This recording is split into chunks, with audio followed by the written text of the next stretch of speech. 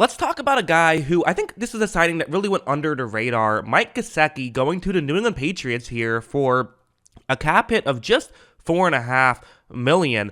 Feels like a very good contract, and one that I'm surprised he only went for this much because I think he's a good player. Like if you look here, these are his PFF grades, and looking at this, you can see why maybe he hasn't, been spectacular and isn't getting a huge contract. Really, his receiving is the highlight of his game, especially in the 2020 and even in the 2021 seasons. That's where he has thrived, I would say. But again, it's been solid, other years, but specifically in the passing game. And that's the main thing I'm going to highlight using tape from just this last year.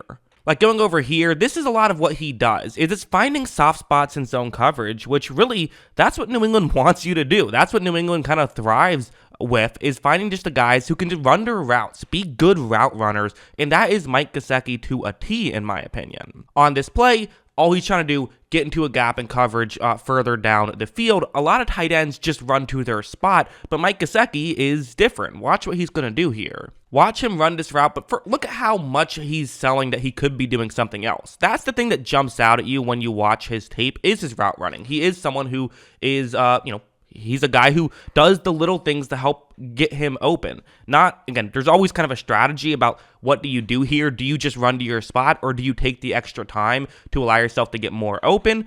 Takes you a little bit longer, but I'm always a fan of the route running side of things. Just get open. You're going to have about 2.5 seconds typically. Get open and use those seconds, wisely. Because look at how now when he cuts, no one picks him up, and he is able to make a catch and pick up a solid chunk play. I think a lot of people saw that and maybe will see these types of things and say, you played for the Dolphins. Weren't you just kind of a product of the system? Well, I mean, for one thing, no, he had his best year when he wasn't really with this kind of system, although it was still a relatively similar one. But I don't think that that's totally fair, because I think that he did other things to help set himself up and get him more open, like you just saw. And, listen, I don't want to say that there weren't plays that he kind of got schemed open. Something like this is probably a good example where what's going to happen on this play is it's going to be a zone coverage play, and you see the route that he's trying to run, trying to get into gap in coverage very similarly, and this time he's not going to do any of the extra stuff. Watch him kind of just run to his spot. Bridgewater times that one really perfectly.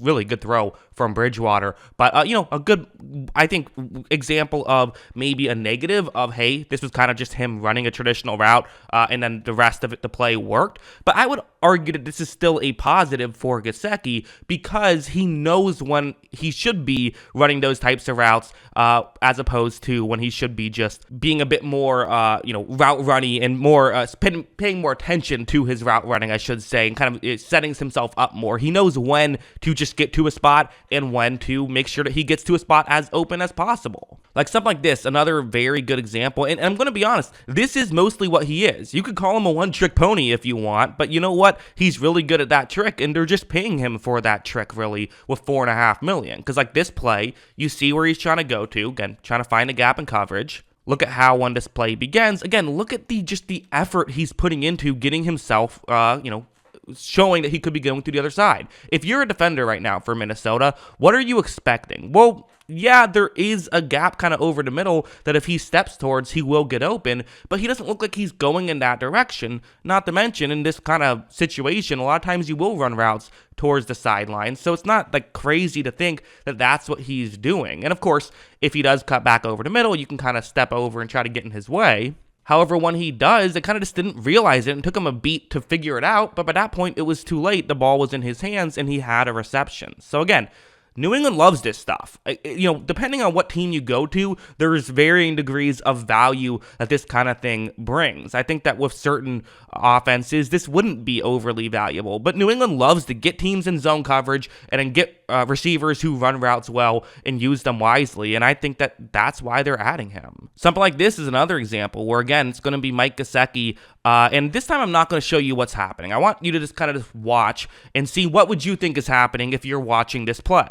Again, look at how he goes so far towards the right there, which actually can serve multiple purposes. For one, there was an edge rusher who was lined up on him, so maybe, the edge rusher could have created some contact at the line, which you do see sometimes with tight ends, but that's not happening here. But it still serves that purpose. But more importantly, again, for the Minnesota players who are covering him, where do you go to cover him? You're thinking you got to cover towards the offenses, right? Kind of outside the numbers. That looks like that's the scary place right here. However, when he cuts back in, nobody picks him up and he makes the catch and gets into the end zone. There's a reason why some of these tight ends just seemingly are always open there. Everyone says, why not just put a guy on him, right? You hear this more commonly with some of the elite guys like Mark Andrews, like Travis Kelce, but, it happens with other guys as well, like Mike Gesicki. So I think that the tape really shows how talented of a receiver he is. I think there's some fair other things to bring up with Gesicki. Like, I think for one thing, is just it worth going after Mike Gesicki when you have Hunter Henry?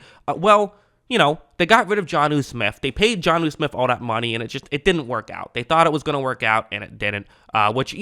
Listen, a lot of people can make jokes about the Patriots. Oh, they don't understand, weapons and all that stuff. The reality is that's kind of just the life of free agency, is sometimes you sign a guy who seemingly would be a perfect fit in your offense, and it just doesn't work out. And to me, that's kind of more of how I saw it with New England and with Jonnu Smith. That's just my opinion. But it didn't work out. And now you're getting someone in Gesicki who can be just a pure receiving tight end, which I think that they like to have. I think they like to have that as an option. And yes, Hunter Henry is already a good receiving tight end, but you run 2 tight end sets. The Patriots can run 2 tight end sets, and you know what? You can use Gesicki as a receiver if you want, but maybe you use him as a receiver, and then you bring him in, and now you have 2 tight ends, which, he still can run block. He is capable of it. Yes, he's not as good as some other tight ends, but he can still do it. So having him, in the game, when you kind of have to defend both things, there still is a ton of value in that, and that's something the Patriots truly do value, and something I think Bill O'Brien should be able to do a pretty solid job at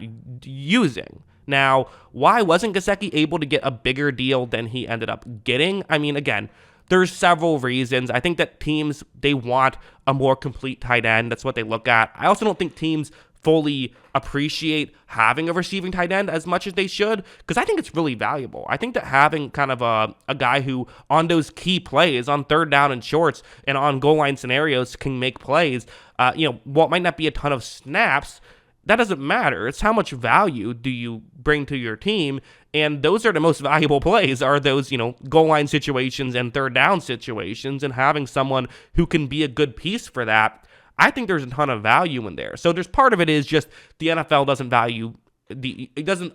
value the receiving tight end as much as they should. Seems like the NFL almost values blocking tight ends more, which I think is a mistake. I think the guys you want are the receiving tight ends. Not to say that, again, everyone has their place. You need it all, right, to have a great offense. And obviously you prefer a George Kittle or a Mark Andrews, guys who can do it all. But still, there's a ton of value in a Mike Gesicki.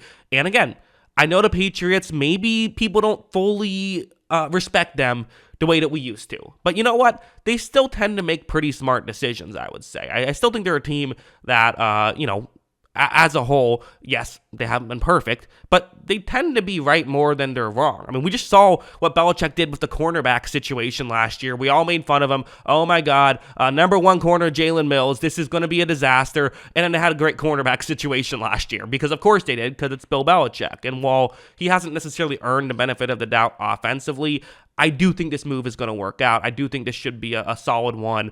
And again, you can say what you want about, when they go after big ticket free agents and spend a lot of money on guys and draft guys in the first round, those don't always work out. But these moves, the getting a guy for a few million, those always seem to work out. He seemingly is a master at that. So I think this move is going to work out. But that's what I think. What do you guys think? Let me know in the comments below. Always love hearing from y'all. And of course, as always, thanks for watching.